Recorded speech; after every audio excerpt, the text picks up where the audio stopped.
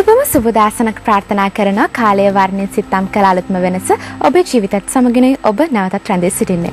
ඔබ දන්නා සෑම අඟහරුවාදා දිනකම ජ්‍යොතිෂ විශේෂාංගය තුලින් අපි ඔබව ඔබේ ජීවිතය සාර්ථක කරගන්නට අවශ්‍ය කරුණු කාරණා වලින් දැනුවත් කරනවා කියලා. ඉතින් අද දවසේදීත් අපි සූදානම් වී සිටිනවා ජ්‍යොතිෂ විශේෂාංගය තුලින් වාස්තු විද්‍යානුකූලව ඔබ ඔබගේ නිවස සාදාගන්නේ කොහොමද? වාස්තු දෝෂයක් තියෙනවා නම් ඔබේ නිවසේ ඒ දේවල් මගහැරගෙන ඔබගේ නිවස ආදරණීය කැදල්ලක් කරගන්නේ කොහොමද කියන කාරණේ පිළිබඳව කතා කරන්නට. මේ පිළිබඳව කතා කරන්න සුපුරුදු පරිදි අදත් අපි සමග සම්බන්ධ වෙනවා ශ්‍රී විද්‍යාවභාෂක කාලි කනකරත්නම් සාමිතුමා. ආයුබෝවන් සාමිතුමනි සුබදාසන.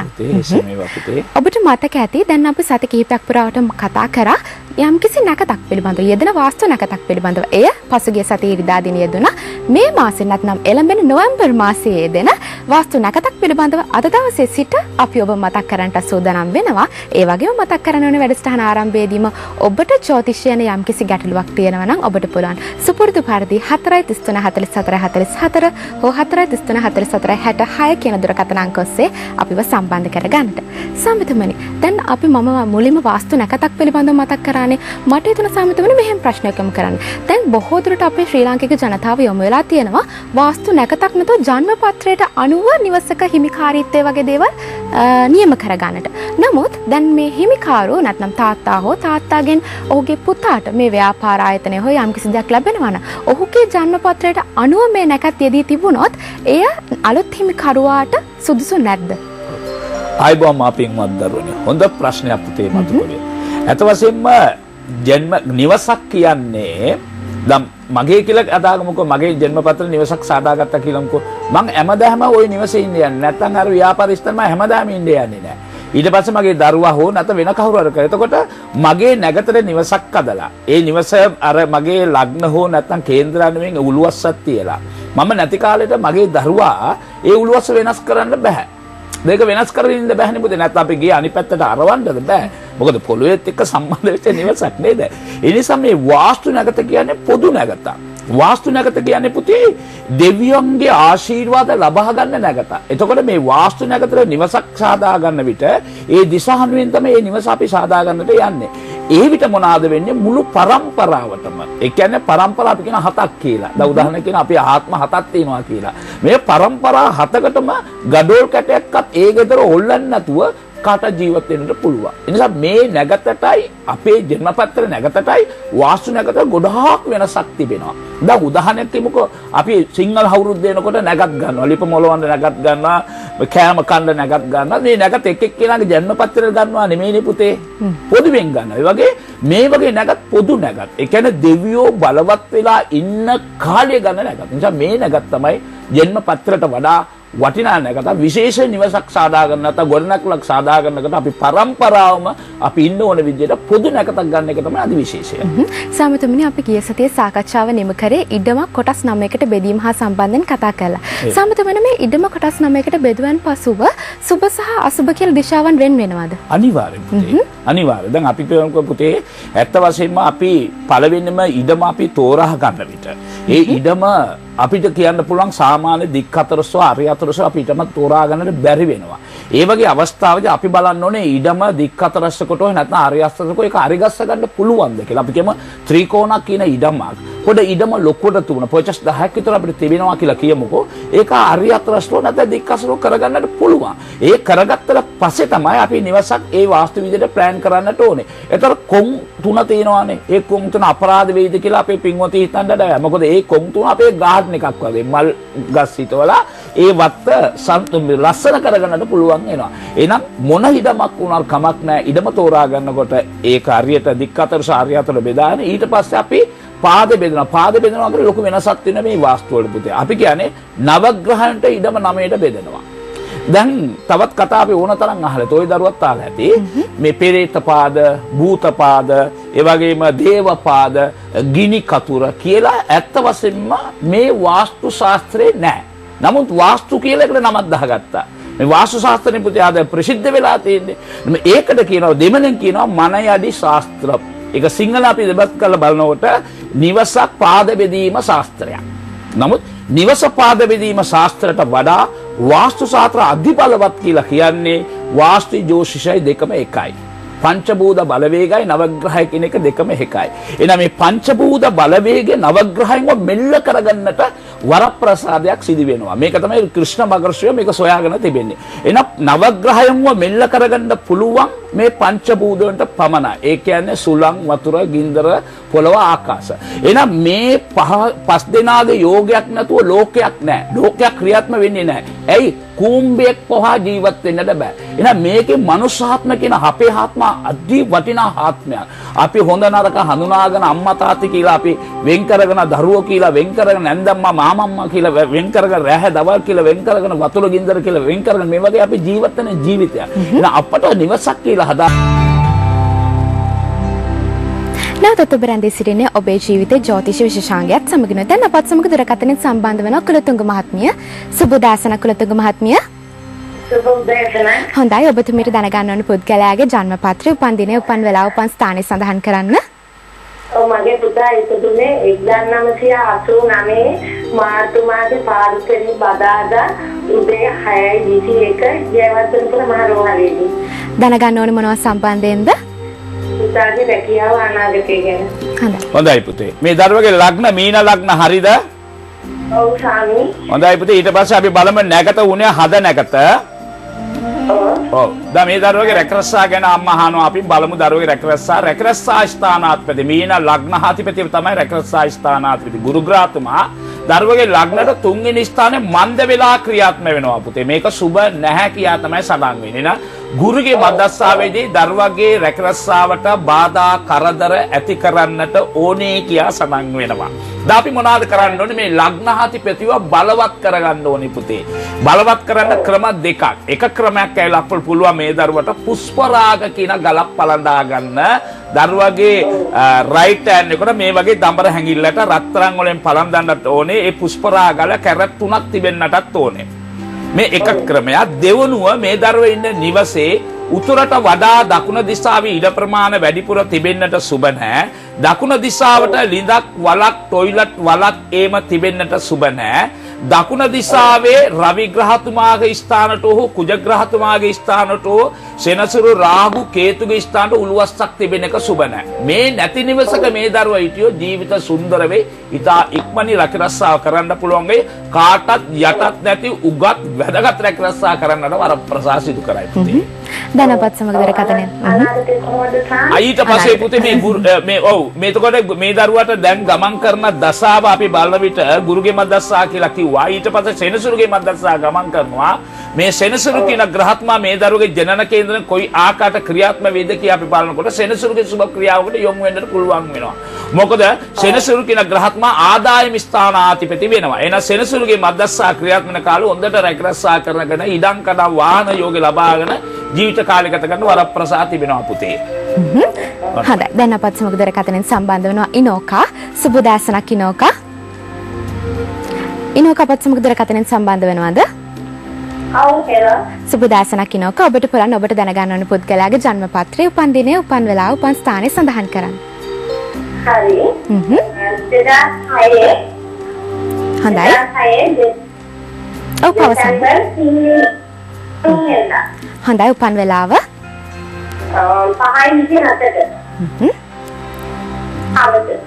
හොඳයි පුතේ. මොනවද දැනගන්න ඕනේ? බබාගේ අධ්‍යාපනය යනවා. හොඳයි පුතේ. දරුවගේ ලග්න රිෂභ ලග්න හරි නේද? හරි. ඔව්. එහෙනම් කැති නැගතේ පළවෙනි පාද ඉපදලා තිබෙනවා පුතේ. ඒ කියන්නේ මේස රාශිය දරුවේ ඉපදලා තිබෙන්නේ.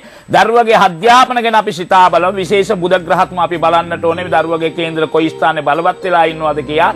එහෙනම් බුධ ග්‍රහත්මා ලග්නට බලවත් වෙලා ඉන්නේ 6 වෙනි ස්ථාන. 6 වෙනි ස්ථාන කියන්නේ පුතේ බුධට මන්ද ස්ථානයක්. නමුත් මේ ලග්නාධිපති සිකුරු ග්‍රහතුමා පමණක් ලග්නට 7 වෙනි ස්ථානයේ අධිබලවත් වෙලා ඉන්නවා. ඒක සුබයි. නමුත් බුධ කියන ග්‍රහත්මගේ දසාව බුධ කියන ග්‍රහත්ම 6 වෙනි ස්ථාන මන්ද වෙලා තියෙන නිසා අපි පොඩ්ඩක් දරුවට පොඩි බාධාකට ඇති වෙනකොට පොඩ්ඩක් දරුව උත්සාහ දෙන්නට ඕනේ. පොඩ්ඩක් අපි වැඩි උත්සාහ කරන්න දරුවගේ අධ්‍යාපනය සාර්ථක කරගන්නට. කැති නැගති ඉපදලා රවිගේ මදස්සා ඉපදුන ඊට පස්සේ සඳුගේ මදස්සා ගමන් කරන සඳු මේ දරු සුබ ඉගෙනීම ඥාන යෝගයක් ලබා දෙයි.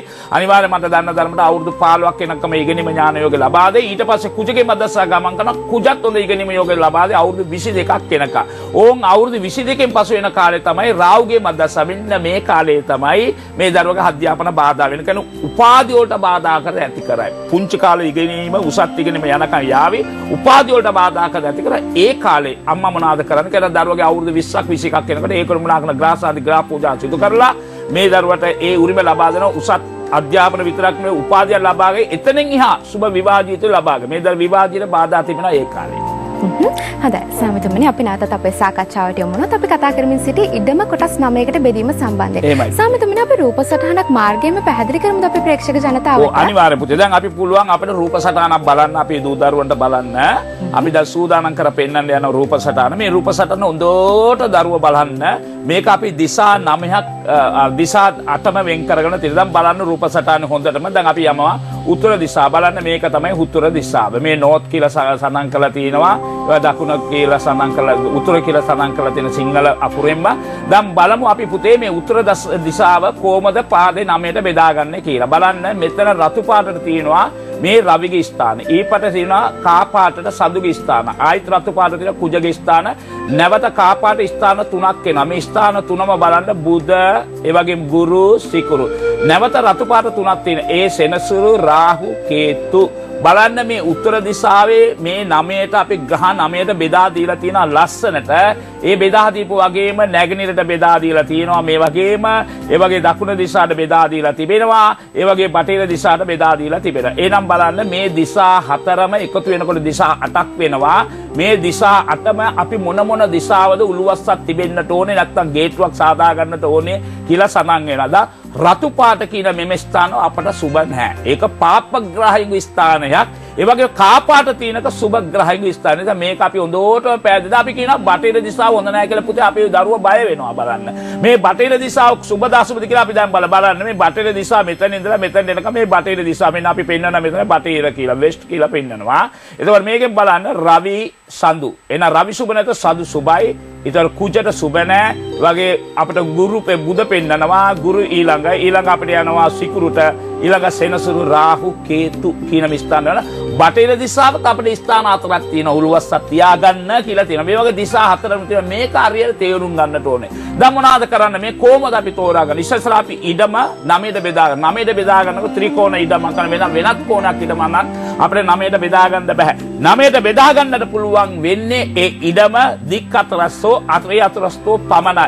එහෙනම් අපි ඒ වගේ කෝණයක් තියෙන ඉඩමක් දික් අතරස්තෝ හරි අසරත් විදියට අපි බෙදාගත්තට පස්සේ ඒ ඉඩම 9ට බෙදාගෙන අපේ වැඩ කටයුතු අපි ආරම්භ කරනවා. පළවෙනිම ගේට්ටුවක්.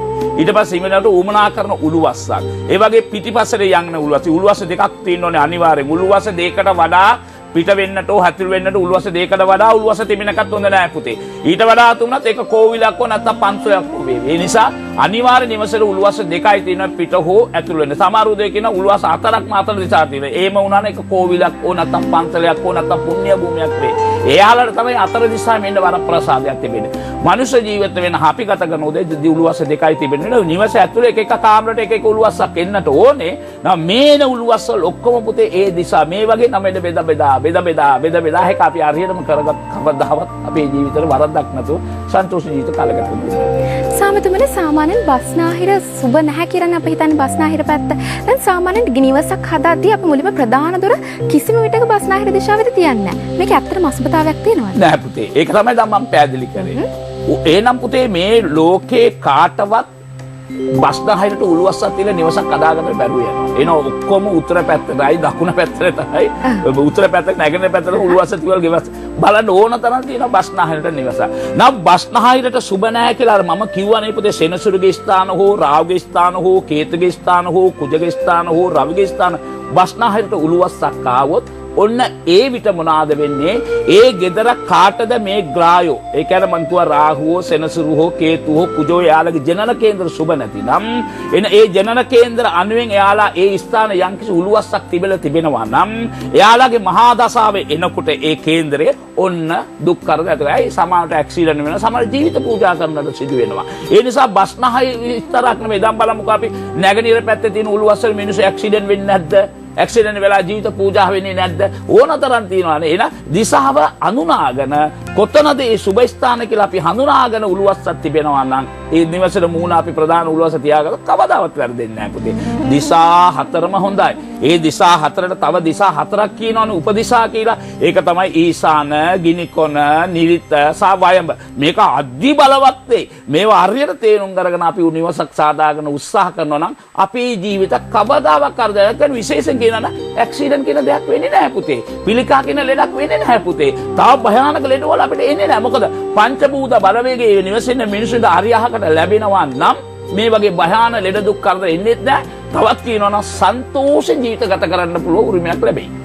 ඔබට මතක ඇති මම වැඩසටහන ආරම්භයේදී මතක් කරා අද දවසේදී අපි ඔබට මතක් කරනවා මේ නැත්නම් නොවැම්බර් මාසයේද නැත්නම් ඉල් මාසයේ දෙන වාස්තු නැකතක් සම්බන්ධයෙන් මම ඔබට දැන් මතක් කරන්න මේ නැකත 2013 නැත්නම් මේ අවුරුද්දේ නොවැම්බර් මාස 24 වෙනි ඉරිදා උදෑසන 11:40 සිට දහවල් 12:16 දක්වා තමයි මේ නැකත පැවැත්වෙන්නේ.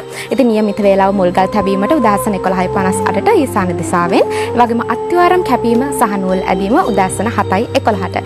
මෙන්න මේ නැකත සුබ වෙන්නේ කාටද? මේ නැකත නිවැරදිව අපි භාවිතා කරන්න ඕනේ මොන වගේ වෙලාවටද? මේ පිළිබඳව කතා කරන්නටත් ඒ වගේම අද දවසේදී අපි තව බොහෝ දේ කතා කරන්නට බලාපොරොත්තු වෙනවා. සාමිතුමනි, වාස්තු නැකතක් රාහු කාලය තුල යෙදීම සුබද අසුබද? ඒකත් හොඳ ප්‍රශ්නයක්. මේ වාස්තු නැගත කියලා කියන්නේ පුතේ වාස්තු දෙවිතුමාගේ බල ශක්තිය පොළොවට වැදින වෙලාව. රාහු කාලය කියන්නේ රාහු ග්‍රහතුමාගේ සෙවණැල්ල පොළොවට වෙන වෙලාව. දැන් සමහරව රාහු කාලය කියන අපේ උදවිය දන්නේ නැහැ. ඔන්න ඔක්කොම දැනගන්න. රාහු කාලය කියලා කියන්නේ ඇයි? රාහු ග්‍රහතුමාගේ සෙවණැල්ල මහ පොළොවට වැදෙන වෙලාව තමයි රාහු කාලය කියලා අපි කියන්නේ. එහෙනම් ඒ ගැන කතා කරමු. ඒට පිළිතුරු ලබා දෙන නිවැරදිම පිළිතුර මොකක්ද කියලා ලබා දෙන නමුත් ඊට මත්තෙන් අපි ලබා ගන්න පුංචි විරාමයක්. නැවතත් ඔබ රැඳී සිටින්නේ ඔබේ ජීවිතයේ ජ්‍යොතිෂ විශේෂාංගයත් සමගින් දැන් අපත් සමග දුරකථනයෙන් සම්බන්ධ වන ස්වර්ණලතා. සුබ උදෑසනක් ස්වර්ණලතා. සුබ උදෑසනක්. ස්වර්ණලතා, ඔබට දැනගන්න ඕන පුද්ගලයාගේ ජන්මපත්‍රය, උපන් දිනය, උපන් වෙලාව, උපන් ස්ථානය සඳහන් කරන්න. මගේ පිටා වෙලාව 1998. 5 වෙනි මාසේ. හොඳයි. 12 වෙනිදා. උපන් වෙලාව 6:54ට. කොහෙද ඉපදුනේ? අනුරාධපුරේ. දැනගන්න ඕනේ මොනවා සම්බන්ධයෙන් ස්වර්ණලතා? මගේ පුතා ලබන අවුරුදු විභාගයේ නමේ අධ්‍යාපනය ගැන ටිකක් දැනගන්නයි, ඉදිරි අනාගතය ගැන දැනගන්නයි. හොඳයි පුතේ. දරුවාගේ උපන් ලග්න වෘශ්චක ලග්න හරිද? හරි සාමතුනි. හොඳයි පුතේ. එහෙනම් දරුවගේ නැගත වුණේ අනුර නැගත. ඒකත් මතක තියාගන්නට ඕනේ. අනුර නැගත අතිපති ශ්‍රී ලක්ෂ්මී මෑණියෝ ඒකත් මතක තියාගන්න. මොන බාධා කරදර ආවොත් ශ්‍රී ලක්ෂ්මී මෑණිය, ඒ ලක්ෂ්මී මෑණිය 8 දෙනේ ඥාන ලක්ෂ්මී කියලා මෑණිය කෙනෙක් ඉන්නවා පුතේ. ඥානෙ ලබා දෙන, අධ්‍යාපන ඥාන ලබා දෙන මෑණිය වැඳපු දෙනවනම් සියලුම දෝෂ මෙල්ල වෙයි. එතකොට මේ දරුවට දැන් ගමන් කරන්නේ බුදගේ මැද සෙනසුරට අවුරුදු 11ක් තිබෙද්දි මේ දරුවා ඉපදුනා. දැන් බුදගේ මැද සාක්‍රියාත්මක වෙනවා. මේ බුද කින ග්‍රාත්මා දරුවට අවුරුදු 20ක් වෙනකම් බාධා කරදර ඇති කරන. මොකද අවුරුදු 20ක් වෙනකම් වෘශ්චක ලග්නට බුද කින ග්‍රාත්මා අෂ්ටම ස්ථානාධිපති වෙලා ක්‍රියාත්මක වෙනවා. එතනින් අවුරුදු 28ක් වෙනකම් බුද කින ග්‍රාත්මා ධනයෝග ස්ථානාධිපති වෙලා ක්‍රියාත්මක වෙනවා. අවුරුදු 28ක් වෙනකම්.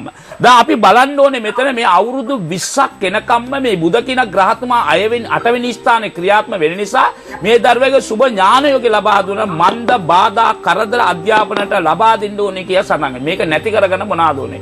පළවෙනික මං කියපු දෙවිතුමා. දෙවනුව මේ දරුවෝ ඉන්න නිවස අනිවාර්ය ඊශාන දිශා දරුවලා අනුනා ගන්න.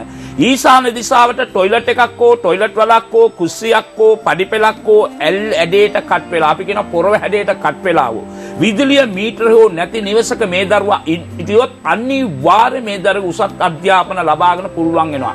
අවුරුදු 20ක් ඇතුළත මේ දරුවා මේ වගේ නිවසක ඉන්නට ඕනේ කියලා තමයි සඳහන් වෙන්නේ. දෙමව්පිය මේ දේ නැති කරගෙන අනිවාර්යෙන් දරුවගේ අධ්‍යාපන සුබයක ලබාගෙන පුළුවන්. අවුරුදු 20න් පසු අධ්‍යාපන අපි හිතන තරමට වඩා හොඳ යෝගයක් ලබාගෙන වරප්‍රසාසිත. අවුරුදු අවුරුදු 20ක් යන ඉතා පරිස්සමෙන් කාලය ගත කරන්නට ඕනේ. රාහු කාලය කියන්නේ අපි හිතන්නේ හරිම අසුබ කාලයක් කියලා. රාහු කාලය තුල වාස්තුනගතක් උදව් වීම සුබද අසුබද අපි මේ කාරණේ පිළිබඳව කතා කරමින් සිටිනවා. එමයි පුතේ. එතකොට රාහු කියන ග්‍රහ තමගේ සෙවණෙල්ල මේ පොළොවේ වැදින ඒ මොහොතේ මේ පොළොවට අධිපතිතුමා වාස්තුතුමාගේ බලෙත් ඒ පොළොවට වැදෙනවා. එතකොට රාහු ග්‍රහතුමාගේ අර සෙවණැල්ල කැපෙනවා. වාසුදේවතුමා බලවත් වෙලා ඉන්න වෙලාව පොළොවට අධිපති දෙවිතුමා මම කියන්නේ මේ දෙවිදු දේවතයෝ 33 කෝටියක් ඉන්නවා කියලා. ඒක දෙවිතෙක් තමයි මේ වාස්තු. ඒ කවුද? පොළොවට අධිපති. වතුරට අධිපති ඉන්නවා වර්ණ දේවතා කියලා. ගින්දරට අධිපති ඉන්නවා අග්නි දේවතා කියලා. මේ වගේ එක එක සියලුම දේට එක එක දෙවිගොල්ලෝ ඉන්නවා. ඒ දෙවියා බලවත් වෙලා ඉන්න වෙලාවේ රාහුගේ සෙවණැල්ල මේ පොළොවට වැදලා ඇති වැඩක් නැහැ. හැබැයි එකක් මතක තියාගන්න ඕනේ නිවසක් සාදාගන්නට පමණයි. නිවසට ගෙවිදීමට පමණ නැත වෙනක් ගොඩ නැගිලා ගොඩනා ගන්නට පමණයි. ඒ හැර වෙන කිසිම දෙයකට මම ලිඳක් ඕනනම් ආර ගන්න පුළුවන්. මැණික් ආරන්න පුළුවන්. ගොවිතැන් කරන්න පුළුවන්. මොකද පොළොවත් එක්ක සම්බන්ධ වෙච්ච නිසා. ඒ හැර වෙන කිසිම දෙයකට මේ නැගත හරිය නිසා රාහු කාලේ එහෙම නැත්නම් යමගණ්ඩ කාලේ එහෙම නැත්නම් හංගාරුවාදා හිරිදා සෙනසුරා මේ වගේ කාලේ රාහු වාසුදේවතුමා හැරලා ඉන්න ඒ මොහොතේදී අපි වැඩක් ආරම්භ කරනවා නම් අනිවාර්යෙන් ඒක අපට සාර්ථක වෙනවා කිසිම සැකයක් නැහැ. සාමිතුමිනි විරාමයට පෙර මම මතක් කරා ලබන මාසයේ දෙන වාස්තු නැකතක් සම්බන්ධයෙන් අපි ඒ පිළිබඳව පොඩ්ඩක් දැනුවත් කරමු. ඔව් පුතේ ලබන වාස්තු ඒ කියන්නේ මේ අවුරුද්දටම අන්තිම වාස්තු නැකත මේ නැකත. අන්තිම වාස්තු නැකත මේ අවුරුද්ද ඊළඟ වාස්තු නැකතක් එන්නේ ජනවැරි මාසේ 25 වෙනිදා.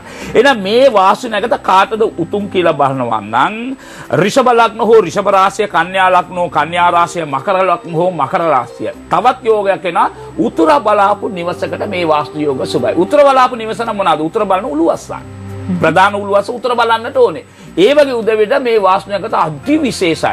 මීට වඩා නැකත මේ අවුරුද්දේ සුබයි කියලා කියනවා. මේ නැගත් වලෙම අති බලවත් වෙච්ච නැකත මේ නැකත මේ උදවේ මේ නිවස සාදාගෙන ඒ නිසා අනිත් ලග්න උදේ මේ නිවසක් අදාගෙන බැරිද කියලා හිතන්නට එපා. කාටත් පුළුවන් මෙහාට අති විශේෂයි කියන එක තමයි සඳහන් කළේ. සමතුමනේ ඇයි මුල්ගල ඊසාන දිශාවෙන් තියෙන්නේ? ඔන්න හොඳ ප්‍රශ්නයක් පුතේ. අපි බලමු පුළුවන් නම් නැවත අපේ මේ පින්තූර බලමු. මේකන වාස්තු නැගත පින්තූර බලමු.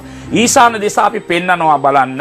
ඇයි ඊසාන දිශා මේ දරුවා අපෙන් හාපු වගේ ඇයි ඊසාන දිශා මුල්ගල් තියන්නට ඕනේ? ඊසාන දිශා තමයි දෙවියන්ගේ ඔළුව තිබෙන්නේ. දෙවියන්ගේ ඔළුව තුනක් තමයි පුතේ. ඒ ඔළුවේ මේ මුල්ගල් තිබ්බත් තමයි දේව ආශිර්වාද දේව ඥානෙත් අපිට ලැබෙන්නේ. බලන්න කොළ පාටට අපි පෙන්නලා තියෙනවා මේ ස්ථාන. ඒ ප්ලෑන් ඊසානයේ උතුරයි නැගෙනහිර එකතු වෙච්ච ස්ථානේ කොළපාට ඉතා ලස්සන පැහැදිලි කරලා තියෙනවා. එහෙනම් අපි නැගතක් දුන්නා මේ නැගතත් අපි ලබා දීලා තියෙන උදේ 7:11ට ඊසාන දිශා හඳුනාගෙන ඒ ඊසාන පොළොව ආර ගන්න ඕනේ කියලා. ඒක තමයි පොළොව හරන්න ඕනේ නැගත. ආරගෙන ඒ වල හරගෙන කොළපාට පෙන්නලා ඒ වගේ වලක් අරන සූදානම් වෙලා ඉන්න ඕනේ. හරියටම අපි 11:58ට මේ නැගතට අපි මුල්ගල් තියන සූදානම් වෙනවා. ඒ වගේ මුල්ගල් තියන්න ඕනේ දෙවියන්ගෙන් ප්‍රාර්ථනා කළා. වාසුදේවිතුමනේ කිසිම බාධා කරදරයක් නැතුව මේ ගොඩනැගිල්ල ගොඩනහ ගන්න ඕනේ කියලා ඊසාන දිශා මුල්ගල් තියන්න. ඒ හැර වෙන කිසියම් දිශාවට මුල්ගලක් තියන්න එපා. ඒක දෙවියන්ගේ ඔළුව වගේ උදාහරණයක් කියමුකෝ පුතේ. අද අපට හොඳ ඥානයක් තියෙන ඔක්කොම ඔළුවේ. මේ ඔළුව හරියට ක්‍රියාත්මක වුණොත් තමයි ඔක්කොම දේ කරන්න පුළුවන්. අපිට S2 හොඳට තිබිලා වැඩක් නැහැ. හතපය හොඳට තිබිලා වැඩක් නැහැ. ශරීර හොඳ මාත් වෙලා වැඩක් නැහැ. ඥානයක් නැතිනම්. එහෙනම් ඥානෙ හොඳට තිබුණත් තමයි මේ ශරීර හතපය ඔක්කොම ක්‍රියාත්මක වෙන්නේ පුතේ. දැන් ඒක ගිය සතියේම එකවරක් කිව්වා කෙනෙකුට S පේන්නේ නැති මිනිස්සුත් චිත්‍ර ලියනවා බලන්න. S පේන්නේ නැති මිනිස්සු හොඳට සල්ලි ගණන් කරනවා බලන්න. කොහොමද මේ ක්‍රියාත්මක වෙන්නේ? ඥානෙන්. එහෙනම් ඥානෙ බලවත් වෙනවා නම් ඊසාන. ඒ ගෙදරින් ඔක්කොටම ඥානෙ බලවත් වෙනවා නම් ඔක්කොම සම්පත් ලැබෙන්න ඕන නම් පුතේ ඊසාන දිශා පමණයි මුල්ගල් තියන්න ඕනේ. වෙන කොයිවත් තියන්න එපා. ඊසාන දිශා මුල්ගල් කරන කකුලට පෑගෙන්නෙත් නැහැ. ඒකනේ උතුරයි නැගෙන එකතු වෙච්ච ඊසාන. එතනින් තමයි පංචභූත බලවේගයේ බලවත් වෙලා නිවස ඇතුළට ඇවිලා නිරිත දිශා තැම්පත් වෙලා නිරිත දිශාව ගේ වටේම දුවනවා. ඒ දුවනකොට තමයි අපිට උමනා කරන සීලම සම්පත් අපිට ලැබෙන්නේ පුතේ. දැන් ඔබට වැටහෙන්නට නිවැරදිව වාස්තු විද්‍යානුකූල නිවසක් හදනවා නම් දිශාවන් කියන දේ කතරම් වැදගත් වෙනවාද කියලා. සාමතුමිනේ මේ දිශාවන් වලට අධිපති ග්‍රහතුමන්ලා වගේම දෙවිතුමන්ලාත් සිටිනව නේද? කවුද?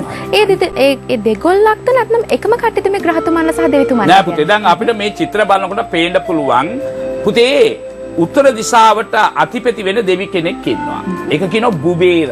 ධනේට අධිපති වෙන ගුබේර දෙවිතුමා. මේ උත්තර දිශාවට මේ පේනවා අපි මේකට අධිපති වෙන්නේ ගුබේර දෙවිතුමා. ඊට පස්සේ නැගෙනහිර දිශාවට අපි යනවා. නැගෙනහිර දිශාවට අධිපති වෙන්නේ සූර්ය දේවතා. සූර්ය දෙවිතුමා. ඒ දෙදෙනාගේ ආශිර්වාද අපිට තියෙනවා. සූර්ය නැත්නම් ලෝකයක් නැහැ නේ පුතේ. ඊළඟ මේ දකුණ දිශාවට පෙන්නුවේ නැහැ. මෙතනට බලවත් වෙන යම රජුරුවා. අපි පන අල්ලගෙන යම රජුරුවා. ඒ නිසා පෙන්වුවේ නෑ උතනට. ඊට ළඟට අපි යනවද බටහිර දිශාට අති බලවත් වෙන්නේ වර්ණ දේවතහ. වර්ණ දෙවිතුමා. මෙතන ඊශාන දිශා කියනකොට මේක නෙවෙයි අපි වැදගත් දිශාව කියලා කියන්නේ පංචභූත බලවේග ගල. එතන අති බලවත් වෙන්නේ දෙවිගොල්ලන්ම පළවෙනි දෙවිතුමා ඊශ්වර දෙවිතුමා. ඒ වගේ අග්නි ස්ථාන ගිනි ස්ථාන අග්නි ස්ථානට බලවත් වෙන අග්නි දේවතා. ඒ වගේ වයම ස්ථානට බලවත් වෙන නිරිත ස්ථාන බලවත් වෙන නිරිත දේවතා. ඒ වගේ වයම ස්ථාන බලවත් වෙන්නේ වායු දේවතා. බලන්න. එහෙනම් මේ ග්‍රහ මැද ස්ථානට බ්‍රහ්ම ස්ථානට බලන්න. ඒ කියන්නේ මේ අතරම ඉරක් ගැහුණ අතරම ජොයින්ට් වෙන ස්ථානයක් තියෙන එක කියන්නේ බ්‍රහ්ම ස්ථාන. බ්‍රහ්ම දෙවිතුමාගේ ස්ථාන. එහෙනම් මේ දෙවිතුමා නම දෙනාටත් ග්‍රහ නම දෙනාට ලොකු සම්බන්ධයක් ඇති වෙනවා. දැන් උදාහරණයක් කියමුකෝ. ඊශාන දිශා යම්කිසි දෝෂයක් තිබුණා. එතකොට ඒ දෝෂ මෙල්ල කරන්න අපි වැඳපු දෙන්න ඕනේ ඊශාන දෙවිතුමා. ඊශ්වර දෙවිතුමා වැඳපු දෙන්න ඕනේ. උත්තර දිශා යම්කිසි දෝෂයක් තිබුණා. ඒක නැති කරගන්න වැඳපු දෙන්න ඕනේ කුබේර දෙවිතුමා. ඒ වගේ දෙවියන්ව අපි හඳුනාගෙන වැඳපු දෙනවා නම් උන්නට පැනරෝල් එකක් දුන්නා වගේ. ඒ කාලේ තියෙන ඒ ප්‍රශ්න මෙල්ල කරගන්න පුළුවන්. නමුත් වාස්තු දෝෂ නැති නිවසක් හදාගත්තර සියලුම දේව බලේ නවග්‍රහ ශක්තියත් අපිට ලබා ගන්නට පුළුවන් වෙනවා. සියලුම නවග්‍රහ අපල මෙල්ල කරගන්න පුළුවන් වෙනවා පුතේ. සාමාන්‍යයෙන් අලුතෙන්ම නිවසක් හදන කෙනෙක් නම් ඔබගේ ප්‍රථම බලාපොරොත්තුව තමයි නිවැරදිව ඉඩමක් තෝරාගන්නේ කොහොමද කියලා. සාමිතුමනි ඉඩමක් තෝරා ගැනීමේදී ඒ ඉඩමට වැටී තිබෙන මාර්ගය වැදගත් වෙනවද? අනිවාර්යයෙන්. දැන් අපි කියමු පුතේ මාර්ග වැදගත් වෙනවා කියන්නේ නැගණිරට වඩා බටහිර පැත්ත මාර්ගයේ සුබද අසුබද කියලා පොඩ්ඩක් අසුබයි කියලා කියන. මොකද අපි ඊතර විදිහට නිවස සාදා ගන්න බැරුව යනවා. ඇයි හේතුව? දැන් අපි නීති රීති තියනවානේ පුතේ රජේ. අනිවාර්ය වාස්තු නීති රීති බලනකොට පුතේ නැගණිරට ඉඩ ප්‍රමාණය වැඩි වෙන්නට ඕනේ. දැන් අපි බටහිර දිශාවට පාරක් ගියා ගන්න පාරේ නීතියක් එන්නන පාරේ මැද ඉඳලා අඩි 20ක් අතල්ලා තමයි නිවසක් හදන්න ඕනේ කියලා කියනවා. එතකොට අපි මොනවද කියන්නේ නැගණිරට ගේ ඇදගෙන යනවා. දැන් නැගණිරට ඉඩ අඩු වෙලා සමහරවිට නැගණිර බ්ලයින්ඩ් වෙලා කරන ලෙවල් තියෙනවා. බටහිරට ඊට වැඩි වෙනවා. එතකොට ඒක වාස්තු දෝෂයක් වෙනවා. එතකොට අපි බුද්ධිය පාවිච්චි කරලා මේකේ කොහොමද මේක නිවැරදිව හදන්න ඕනේ බටහිර දිශාවට කියලා දැනගෙන හදාගන්න නිසා දිශා හතරම සුබයි. හැබැයි අදනකොට නිවස අපි ඒ වාස්තු දෝෂ අදාගත්තා නම් ඒ අසුබ ක්‍රියාව නැති කරලා සුබ ක්‍රියාව විදිහට යොමු කරගන්න පුළුවන්. ඒ නිසා දිශා හතරම හොඳයි කියලා තමයි මම කියන්නේ. ඒ වගේම සාමිතුමනි ඉඩමක් තෝරා ගැනීමේදී එහි ප්‍රමාණය දැන ඔබතුමා පැවසුවා හතරස් ආකාරයට තියෙන නම් ඒ ඉතාමත් හොඳයි කියලා. ඒ වගේම සමතලා ඉඩම් නැත්නම් බෑවුම සම්බන්ධයෙන් යම්කිසි ගැටලුවක් එනවා. ඔව් ඒක තාම වටිනා ප්‍රශ්නයක් පුතේ. මම දන්නේ හොඳට ප්‍රශ්න අහනවා දැන්. තා වටිනා ප්‍රශ්නයක් කියලා කියනකොට පුතේ නැගණිරට වඩා බටහිර දිශා ඉස්සෙලා තියෙන්න පුළුවන්. නැත්තම් සමතලා තිබෙන්න පුළුවන්. ඒ වගේ උතුරට වඩා දකුණ දිශා ඉස්සෙලා තියෙන්න පුළුවන් නැත්තම් සමතලා තියෙන්න පුළුවන්. මේකෙන් මම කියන්නේ එන්නේ නැගෙනහිරයි බටහිරයි පාත් වෙන්නට ඕනේ. දකුණයි බටහිරයි ඉස්සෙන්නට ඕනේ. නැගෙනහිරයි උතුරයි පාත් වෙන්නට ඕනේ. මේක ඊශාන පාත් වෙන්නට ඕනේ. නිරිත ඉස්සෙන්නට ඕනේ. අපි නිවසක් හදාගන්නකොට පුතේ නිවසක් අපි කියනවා ඩයිනින් එක පොඩ්ඩක් කුස්සලා බෙඩ්රූම් එක පොඩ්ඩක් කුස්සලා එහෙම නිවස හදනවානේ. ඒක දිශානියෙන් තමයි කරන්නට ඕනේ. අපි ඉතුමදිනේ කියලා මේ ඩයිනින් කුස්සන්නේ කියලා නැගෙනහිර පොළොව විශ්ව ගත්ත ගමන් අපිට දුක් කරදර බාධා වලට මුහුණ දෙන්න වෙනවා. එහෙනම් බටහිර දිශාට ඩයිනින් එකක් තියෙනවනේ ඔන්න පොළොව උස්සලා ස්ටේජ් එක උඩ ඉඳලා කනවා වගේ කන්න පුළුවන්. ඒක අර ලස්සනයි. ඒත් මොඩල් ගෙවල් කියලා අපි කියනවා. කෙසේ වුණත් නිවසක් හදනකොට නිරිත දිශාට බෙඩ්රූම්ස් එකක් ඕනේ කියලා අපි කියනවානේ. එහෙනම් නිරිත දිශාට අඟල් 6ක්වත් උස්සලා බෙඩ්රූම් එකක් දහ ගන්නවා නම් ඉතා ඉක්මනින් ඒ යෝගය අපිට ලැබෙනවා කියලා වාස්තු ශාස්ත්‍රය කියවෙනවා. නමුත් සමතලා තියෙන්න පුළුවන්. වැරදිලා හෝ නිරිත දිශා පාත් වෙලා තියෙනවා. අපි දූදරුවෝ බලන්න තමන් ගෙදර මේක තියනවාද කියලා. වැරදිලා හෝ අපි දකුණ දිශා හෝ නැත්නම් බටහිර දිශා හෝ නිරිත දිශා පාත් වෙලා තිබෙනවා කවදාවත් ඒ නිවසේ දියුණුවක් වෙන්න බෑ. ඕනම් බලන්න. එහෙම කවුරු දිනුවක් ඉන්න මට කතා කරන්න. මේ එලිපිට කතා කරන්න පුළුවන් අපිට. කතා කරන්න. සාමිතුමා කියන එක බොරු. අපි මේ හොඳට ඉන්නවා කියලා කියනවා. කවදාවත් ඉන්න බෑ. මොකද බටහිර දිශාවට දකුණ දිශා ඒ නිසා තමයි කියන්නේ ලිඳක්කෝ වලක්කෝ නැත්නම් වේස්ට් වලට වලක්කෝ නැත්නම් টয়ලට් වලක්කෝ තිබෙන්න හොඳ නැහැ කියන්නේ ඒක තමයි හේතු කාරණා. සාමිතුමනි අපි නැවතත් මතක් කරමු අපේ යෙදී තිබෙන ලබන මාසයේ යෙදී තිබෙන වාස්තු නැකත. හොඳයි පුතේ. නැවතවරක් අපි මතක් කරමු ලබන 24 වෙනිදා 11 වෙනි මාසේ 24 වෙනි මේකට උදා වෙනවා 11:40 සිට 12:16 දක්වා වාසුදේවතුමා හැරිලා ඉන්න මේ හොඳම මුහුර්තය මේක. ඒකෙන් අප හරියට 11:50ට මුල්ගල් තියලා වැඩේ ආරම්භ කරන්න ඕනේ ඊශාන දිශාවේ. ඒකත් මුල්ගල් තියෙන පළවෙනි වල හාරගෙන ඉන්න ඕනේ. ඒ නිසා 7:11ට ඒ නැගත තිබෙන නූල් ගහන කියන නැගත කියලා කියනවා. ඒ නැගත ඒ දේ කරගන්නවා නම් බාධා කරදර නැතුව ඔබේ ජීවිතය සම අනුග්‍රහය ස්වාභාවික මැනිකා